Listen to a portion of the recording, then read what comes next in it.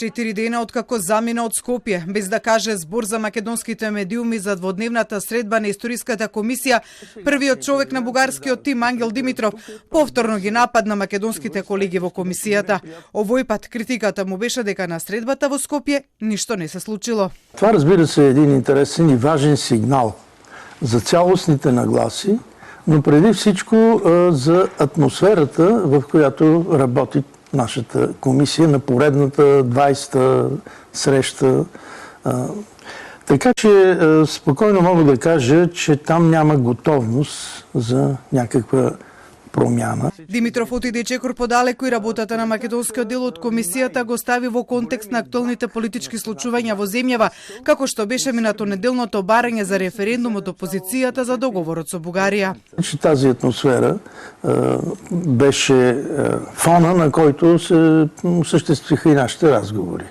Разбира се, нямаше някакво особено напрежение в разговорите между нас, но аз много ясно и много добре отчетливо виждах, че притеснението поне на част от колегите, тъй като някои от тях съвсем открито казаха, че са подложени на заплахи, на натиск, ако променят нещо в своята позиция.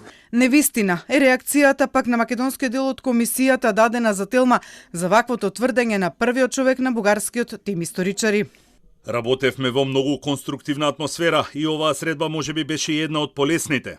Во ниту еден момент од разговорите не се спомена темата за референдумот, а никој не спомна ништо ни за притисок или работење во сенка на референдумот.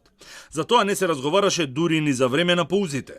Од македонскиот тим, иако не се изненадени од новите обвинувања од страна на Димитров на нивна сметка, со оглед дека тој тоа го прави во континуитет поречиси секоја средба на комисијата, неговите изјави тие ги оценуваат како штетни за процесот кој се води во комисијата.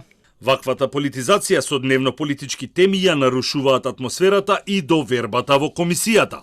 Според информациите на Телма, на средбата биле разгледувани по 14 забелешки од секој од страните, бугарските за содржината на двата учебника по историја за 7 одделение во Македонија и македонските за 3 учебника по историја за 6 клас во Бугарија.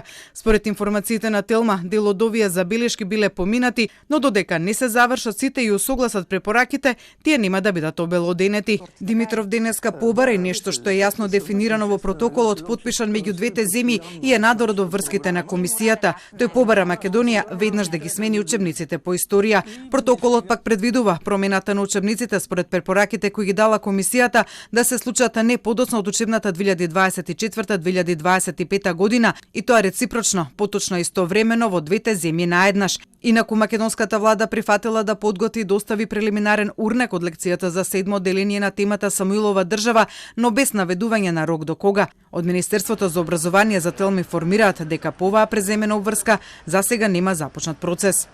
До овој момент до педагошката служба при Министерството за образование и наука не е доставено барање или укажување од страна на владата на Република Северна Македонија, поради што педагошката служба нема започнато таков процес.